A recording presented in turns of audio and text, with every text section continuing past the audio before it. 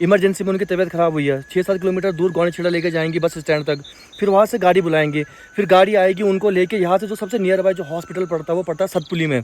सतपुली मेरे यहाँ से कम 90 किलोमीटर्स दूर है, पहाड़ों का रास्ता है। गाड़ी से जब तक आदमी पहाड़ में सतपुली तक पहुँचेगा, इतने में जो आदमी की तबीयत ख़राब हो रखी हो तो रास्ते में दम तोड़ देता है। फिर जो लोग कहते हैं कि तुम शहरों में क्यों जा रहे हो, तुम लोग क्यों छोड़ के जा रहे हो, भाई मुझे एक रीज़न दे दो यहाँ रहने का।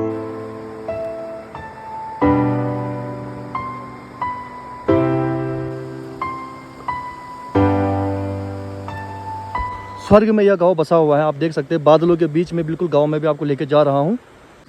बस इस गांव में एक ही समस्या है, वो है सड़क की समस्या। इन लोगों को एक छोटी सी सामग्री लेने के लिए, दूध लेने के लिए, चाय पत्ती लेने के लिए, चीनी लेने के लिए इतने दूर इन पहाड़ों से, इन वादियों से लगभग 7 किलोमीटर दूर सड़क तक जाना होता है। अच्छा, आप लोगों को लगता होगा कि मैं क्या बार बार ये सब चीज़ें लेके आता रहता हूँ आप लोगों के बीच। ये मैं इसलिए लेके आता हूँ क्योंकि मैं भी आज से लगभग 10-12 साल पहले अपने गाँव को छोड़ के इस रोज़गार के लिए, एक अच्छी एजुकेशन, अच्छी हेल्थ के लिए, ठीक है, अपने परिवार की अच्छी व्यवस्था करने के लिए मैं शहर की तरफ गया था। और इस गाँव को छोड़ के, इन जगहों को छोड़ के हम गए यहाँ, अपनी खेती छोड़ के, घर वालों को छोड़ के, परिवार को छोड़ के। लेकिन आज जो लोग यहाँ पे रह रहे हैं वो किन किन समस्याओं का सामना करते हैं वो मैं आप लोगों को दिखाने की कोशिश करता हूँ हर बार। और अभी हमें जो है बारिश भी शुरू हो चुकी है, आप देख सकते हैं हल्की हल्की बारिश हो रही है। हल्की क्या, बहुत ही कैमरे पे जो है बारिश का पता चल नहीं पा रहा, लेकिन बारिश शुरू हो चुकी है। अब हम भी देखते हैं कि पेड़ों का सहारा लेंगे और पेड़ों के नीचे बैठेंगे आराम से। और मेरे ये जो दोस्त है ये शहरों को छोड़ के यहाँ पे आए हुए हैं। वहाँ पे इनके पास सब कुछ है, इनके वहाँ पे घर है, इनके परिवार वहाँ पे रह रहे हैं, ये वहाँ पे नौकरी कर रहे हैं, लेकिन वहाँ पे इनको बस सुकून जो है वो सुकून नहीं मिल पा रहा है। सुविधाएं सब है लेकिन सुकून नहीं है। और यही डिफरेंस मैं करने की कोशिश करता हूँ कि शहर में हर तरीके की सुविधाएं, लेकिन वहाँ पे सुकून नहीं है। यहाँ पे सुकून है, सुविधाएं नहीं है, लेकिन मैं बात करता हूँ सिर्फ बेसिक सुविधाओं की। एक अच्छे एजुकेशन का अधिकार हर किसी को है, यहाँ पे अच्छी एजुकेशन नहीं मिल पाती। स्कूल इतना दूर है, यहाँ से जो बच्चे जाते हैं 3-3 किलोमीटर दूर स्कूल जाते हैं, ठीक है। सड़क मैं आपको बता चुका हूँ 6 से 7 किलोमीटर दूर है। जंगली जानवरों ने पूरे खेत ऐसे नष्ट कर रखे हैं, लोग खेती भी नहीं कर पा रहे हैं। तो जो बेसिक सुविधा है तुम वो तो दो कम से कम, कि जो गाँव के बुजुर्ग है वो तो गाँव में रह पाए।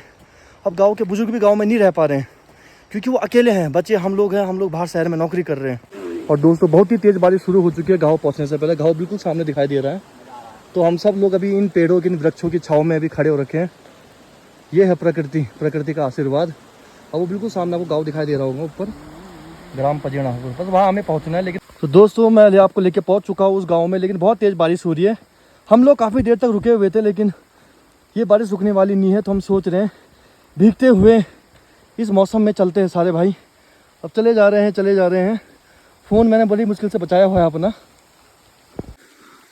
प्यारा सा देवा माँ भगवती की गोद में बसा हुआ ये हमारा गाँव पजेड़ा। भाई जैसा तैसा अपना फ़ोन बचा रहा हूँ। और आप देखिए कितना अच्छा मौसम हो रखा है, और हम भीगते हुए जा रहे हैं, बिल्कुल बहुत अच्छा लग रहा है।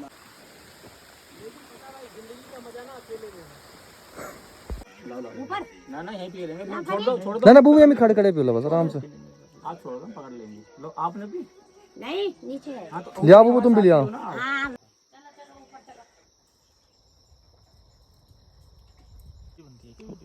तो भाई फोड़ के गिलास फोड़। हाँ बुआ जाओ। हो गया दादी जी।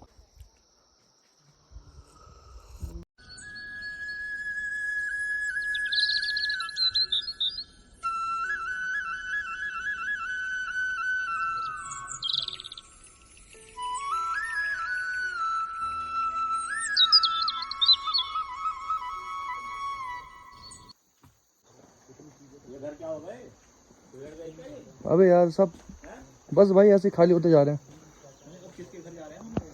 मैं दादी से मिलने आया था, पर है नहीं घर पे कोई यार। दादी लोगों से मिलने आया था। नहीं कहाँ पे मिलना है तेरी?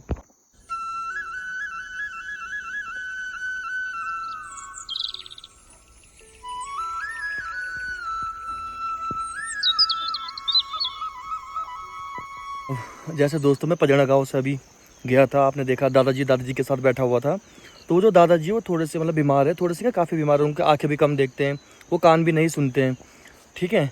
अब मैं इसीलिए बार बार वीडियोज़ के द्वारा ये दिखाने की कोशिश करता हूँ कि अगर इनको भगवान ना करे कुछ बीमार हो गए, कुछ इनकी ज़्यादा दिक्कत हो गई, तो वो दादी उनको लेकर कहाँ जाएंगी। क्योंकि देखो हम जो युवा लड़के हैं, हम सब नौकरी कर रहे हैं शहरों में, सिर्फ दादा दादी लोग जो है यही गाँव में रह रहे हैं। अब अगर उनको कुछ हो गया और इधर उधर से लोगों को इकट्ठा करेंगे, फ़ोन करेंगे, फिर वो लोग आएंगे, फिर उनको लेके गाँव से 6-7 किलोमीटर दूर यहाँ से नीचे वहाँ लेके जाएंगे। इमरजेंसी में उनकी तबीयत ख़राब हुई है, 6-7 किलोमीटर दूर गौनीछेड़ा लेके जाएंगे बस स्टैंड तक। फिर वहाँ से गाड़ी बुलाएंगे, फिर गाड़ी आएगी उनको लेके यहाँ से जो सबसे नियर बाय जो हॉस्पिटल पड़ता है वो पड़ता है सतपुली में। सतपुली मेरे यहाँ से कम 90 किलोमीटर्स दूर है। पहाड़ों का रास्ता है, गाड़ी से जब तक आदमी पहाड़ में सतपुली तक पहुँचेगा, इतने में जो आदमी की तबीयत ख़राब हो रखी है तो रास्ते में दम तोड़ देता है। तो यही सब यहाँ पे जो है दुख के कारण है। यही सब जो व्यवस्थाएं हैं, जो सुविधा है, हम चाहते हैं कि उत्तराखंड में पहुँचें। जब ये सुविधाएं पहुँचेंगी, छोटी छोटी स्कूल की, हेल्थ की, ये सब चीज़ें, कि हम लोग यहाँ पे फसल कर पाए, अच्छे से हम खेती कर पाए, उसके कुछ उपकरण हमें मिले। ये जंगली जानवरों को, इतना जो भी जंगली जानवर पकड़ते हैं उन जंगली जानवरों को यहाँ पहाड़ों में ऊपर जहाँ पे हमारे गाँव है यहाँ छोड़ देते हैं।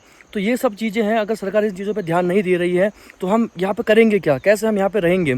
इसी चक्कर में हम लोगों को यहाँ से छोड़ के शहरों की तरफ भागना पड़ता है। फिर जो लोग कहते हैं कि तुम शहरों में क्यों जा रहे हो, तुम लोग क्यों छोड़ के जा रहे हो? भाई मुझे एक रीज़न दे दो यहाँ रहने का, यहाँ पे अब रहने का एक रीज़न दे दो मुझे कि हम क्या करेंगे यहाँ पे रह के, हम करेंगे क्या? इतनी यहाँ पे दिक्कतें हैं। एक छोटी सी चीज़ है, एक सड़क ही तो मांगी है ना कि एक सड़क ला के दे दो, स्कूल खोल के दे दो, नहीं मिल पा रहा है, कुछ नहीं मिल पा रहा है।